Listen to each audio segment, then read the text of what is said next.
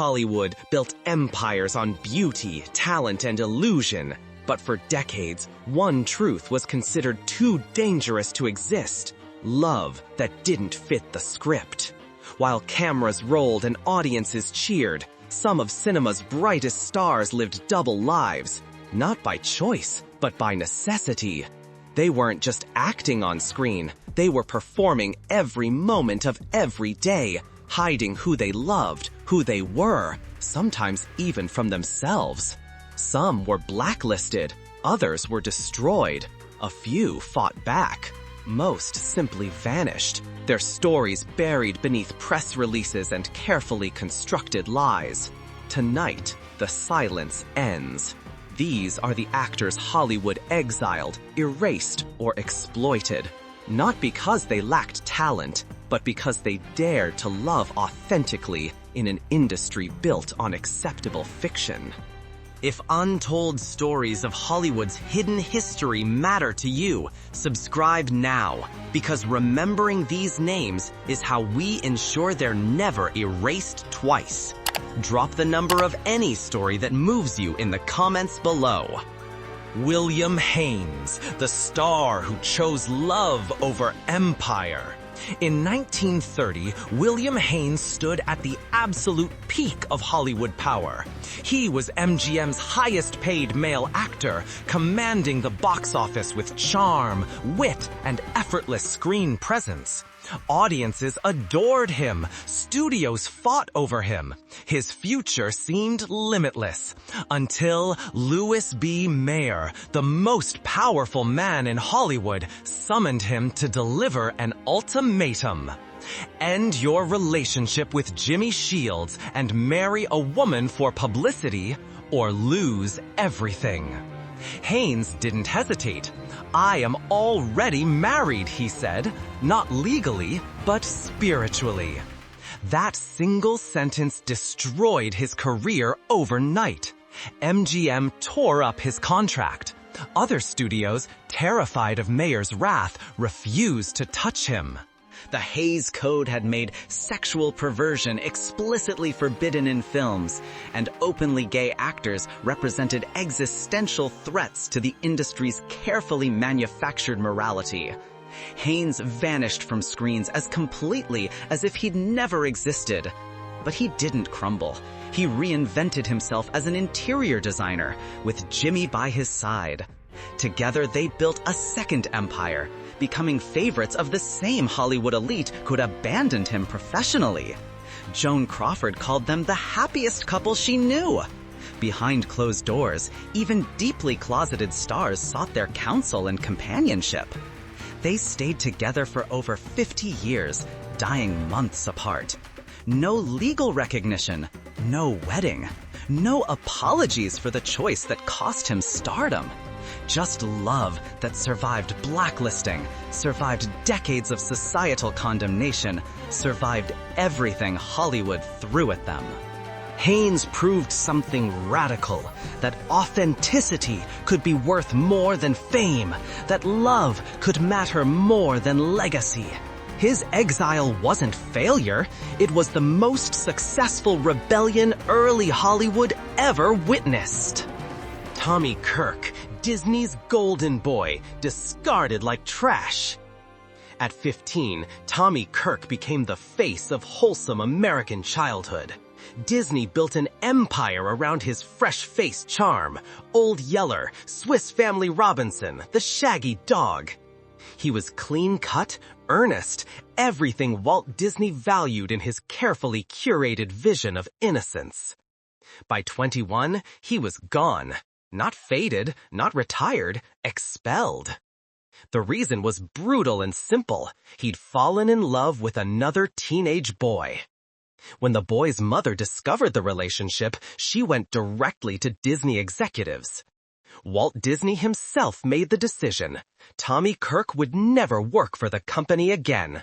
No trial, no explanation, just immediate, permanent exile.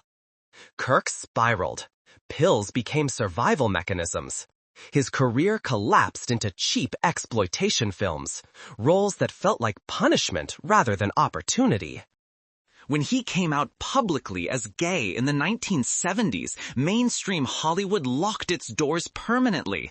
He ended up running a carpet cleaning business, living in complete obscurity compared to his childhood stardom. "I had no idea I was gay until my late teens," he said years later. "Then, when I found out, it scared me to death. It literally ruined my career." This wasn't just one person's tragedy. It was systematic destruction of a young man's life to preserve Disney's mythological innocence. Kirk was sacrificed to protect an image, discarded when he no longer fit the fantasy. The cruelty wasn't incidental, it was policy. Disney built magic kingdoms on the wreckage of real lives. Tommy Kirk's story is the price tag on that magic, a reminder that wholesome images often require destroying the actual humans who create them. Patsy Kelly, the comedian who refused to hide. Patsy Kelly made people laugh, loud, honest, explosive laughter. In 1930s Hollywood comedies, she was the wisecracking sidekick who stole scenes with perfect timing and fearless delivery. But behind the punchlines lived a truth too bold for her era. She was proudly, openly gay. In an industry where most queer stars survived through careful silence, Kelly didn't care. She joked in interviews about living with her girlfriend Wilma, about having no use for men. That kind of openness wasn't just brave, it was revolutionary and professionally suicidal. Hollywood punished her systematically. After her comedy partner Thelma Todd's mysterious death, Kelly's career plummeted. Offers evaporated. Studios quietly severed ties. She was pushed to Poverty Row, relegated to forgotten B-movies, while straighter, quieter actresses claimed the roles she'd earned through talent. To survive, she took jobs as a personal assistant for closeted actresses, women who needed help maintaining the very lies Kelly refused to tell about herself. She drank, she fought, she refused to beg or pretend or compromise who she was for comfort. For decades, she vanished from screens entirely, until a late-career 1970s comeback reminded audiences just how extraordinarily talented she'd always been. But she never regained what she'd lost. Not the stardom, not the security, not the recognition her abilities deserved. Kelly's punishment wasn't about talent, it was about honesty.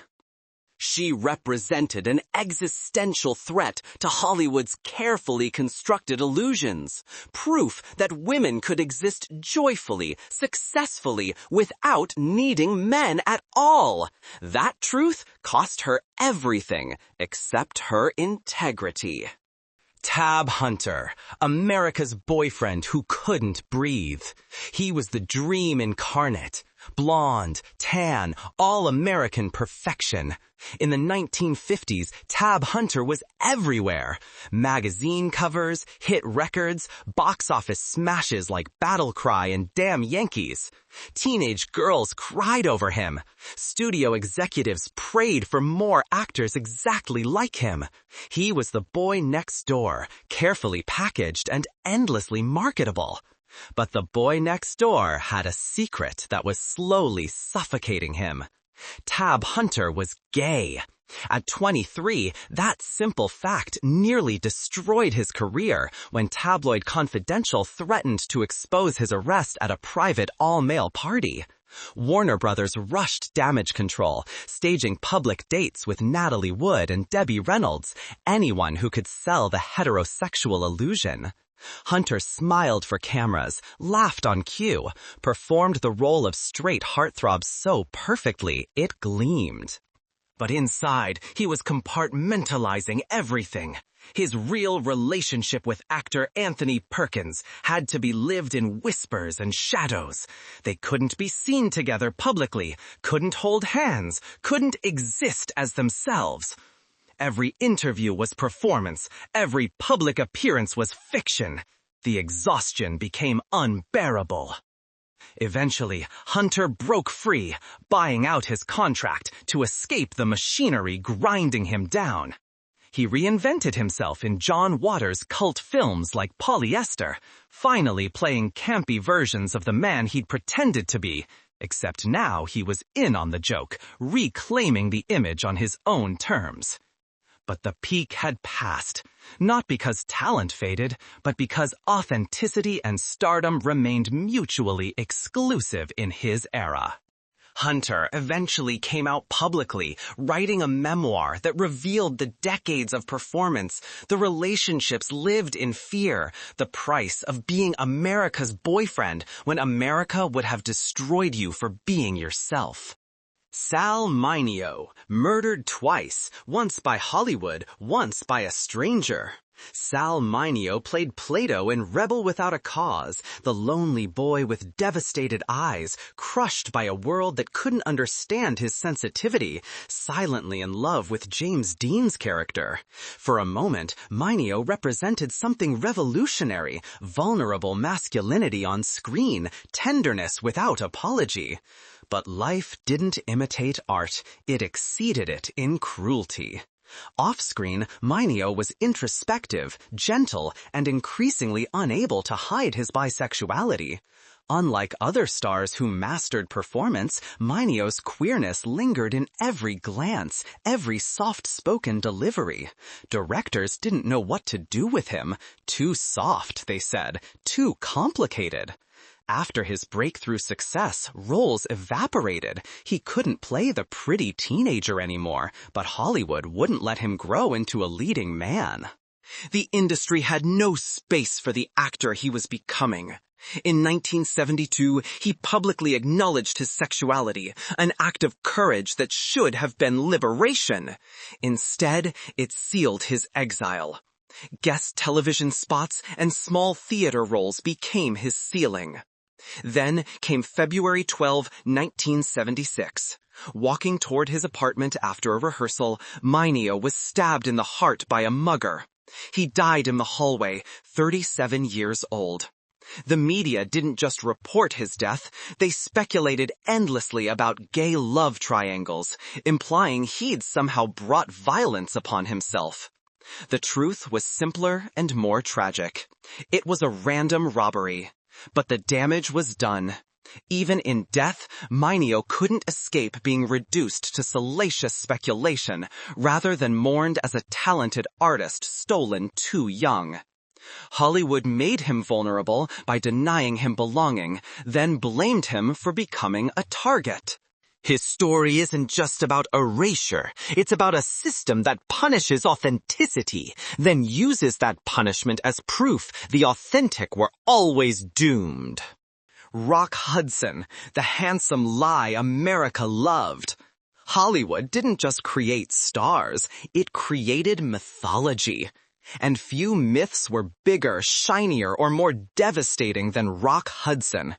With his towering presence, effortless smile, and voice that melted hearts, he wasn't just America's heartthrob, he was America's definition of masculinity itself. Strength, confidence, heterosexual perfection embodied. But beneath the tuxedos and red carpets lived a truth buried so deep, even Hudson tried to forget it. He was gay. When gossip columnists began sniffing too close to his real life, the lovers, the private parties, the weekends with men whose names could never be printed, his agent made a ruthless calculation. A marriage was arranged overnight. A secretary became a bride. The illusion was preserved. For years, Hudson posed dutifully, kissed actresses in films and on press tours, told the world he just hadn't found the right girl yet. But the performance never ended when the director yelled cut. It continued every moment of every day. Relationships happened in secret. Breakups occurred in silence. Even his closest friends weren't always allowed in, because the cost of truth wasn't just losing roles, it was total obliteration. Then came the cruelest twist imaginable. The truth emerged only when his body began visibly deteriorating.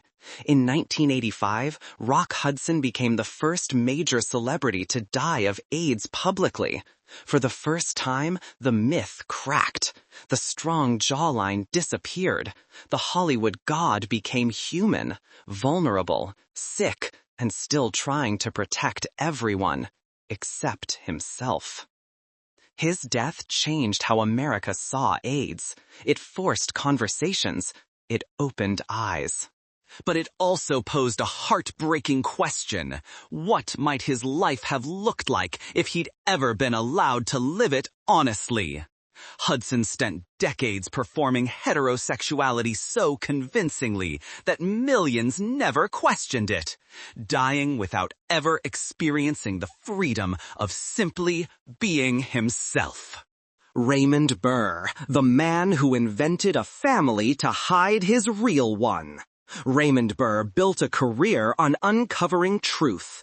As Perry Mason, he was the brilliant attorney who always revealed what others tried to hide.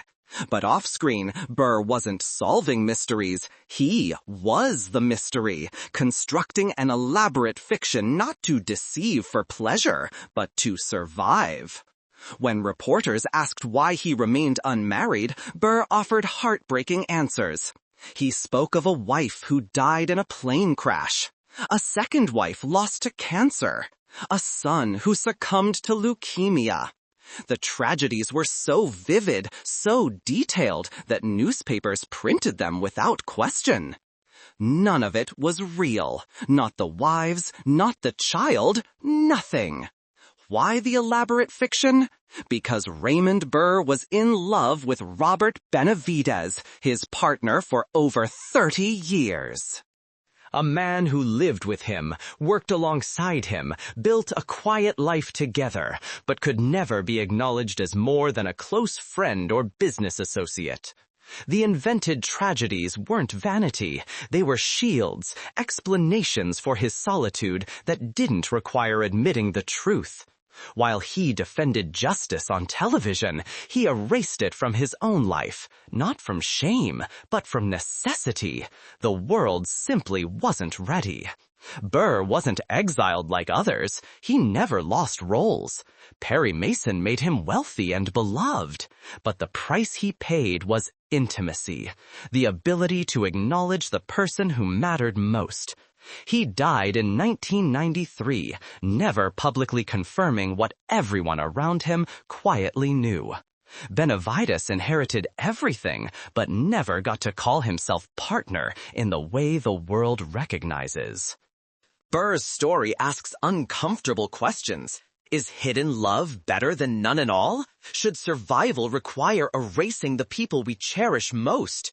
His legacy is brilliant work, built on a foundation of necessary lies, a monument to both his talent and the era's cruelty. Anthony Perkins, the man haunted by Norman Bates and himself. Anthony Perkins terrified the world as Norman Bates, soft-spoken, boyish, hiding monstrousness beneath a gentle surface. But the real tragedy is that long after Psycho wrapped, Perkins never stopped playing a version of that role, hiding his authentic self behind carefully constructed performances. Perkins was gentle, brilliant, painfully shy. He possessed delicate masculinity that made him fascinating on screen and deeply uncomfortable for studio executives off-screen. He fell in love with men, sharing a tender, complicated relationship with Tab Hunter. They exchanged letters, shared hotel rooms, lived in constant fear of exposure. After becoming Norman Bates, Perkins found himself trapped. His queerness, real or rumored, didn't fit the narrative Hollywood wanted, so he tried desperately to bury it. He underwent conversion therapy, endured psychoanalysis, was told he could be fixed. Eventually, he married photographer Barry Berenson, not necessarily because he stopped loving men, but because he was exhausted from performing, from hiding, from being told his truth was threatening. His family life was genuine and loving, but something remained forever unresolved. A man who gave everything to cinema never truly got to exist as himself. The compartmentalization that made him brilliant as Norman Bates wasn't just acting, it was survival strategy practiced daily. In 1992, Perkins died from AIDS-related complications, joining the countless queer lives stolen by the epidemic. The world mourned Norman Bates, but barely knew the man who'd carried that character's weight. Perkins spent his career playing people hiding terrible secrets, and the cruel irony is that his own secret, simply loving who he loved, was treated as equally monstrous by the industry that made him famous. George Maharis, the leading man destroyed in a bathroom. In the early 1960s, George Maharis was electric. With smoldering intensity and rebellious edge, he became a sensation in Route 66, the hit series that made him a household name. Magazines called him the next Marlon Brando. His future seemed limitless. Then came 1967. Maharis was arrested in a Los Angeles public restroom for lewd conduct with another man. It made newspapers, it made headlines, and it ensured he would never be a leading man again. Studios dropped him instantly. Publicists stopped returning calls. He wasn't given a second chance, because gay scandal wasn't just taboo, it was professionally fatal. His carefully crafted image shattered not because he lost talent or failed at his craft, but because he was caught seeking intimacy in the only places society allowed men like him: shadows and secrecy. Maharis tried to rebuild. He sang, he painted, he took guest roles on television. But mainstream Hollywood's silence around his name was deafening and permanent. He never denied who he was, but he also never got to celebrate it, never got to reclaim his career on his own terms. His arrest represents the cruelty of an era where queer men could only meet in dangerous, criminalized spaces, then were destroyed when caught in those very spaces society had forced them into. The punishment was circular and inescapable. Maharis lived another 50 years after his exile, largely forgotten by the industry that once promised him everything. His story is a reminder that careers could end not through scandal or failure, but through the simple act of existing authentically in a world determined to criminalize that existence. Agnes Moorehead, the lavender aunt who played witch by necessity. You know her as Endora, the fabulous scene-stealing witch on Bewitched, draped in color, rolling her eyes at mortals, commanding every frame with effortless charisma. But behind that iconic performance lived a woman who understood too well what it meant to be seen, yet never truly known. Agnes Moorehead was one of the greatest actresses of her generation, Emmy winner, Oscar nominee, master of voice and presence. But within industry circles, everyone whispered what no one dared confirm. Agnes was a lesbian. She lived with women for years, forged deep partnerships, and carefully crafted a life that looked eccentric, but was really designed for survival. Hollywood didn't ask, she never told. But the walls knew, the casting directors knew, the roles reflected that knowledge.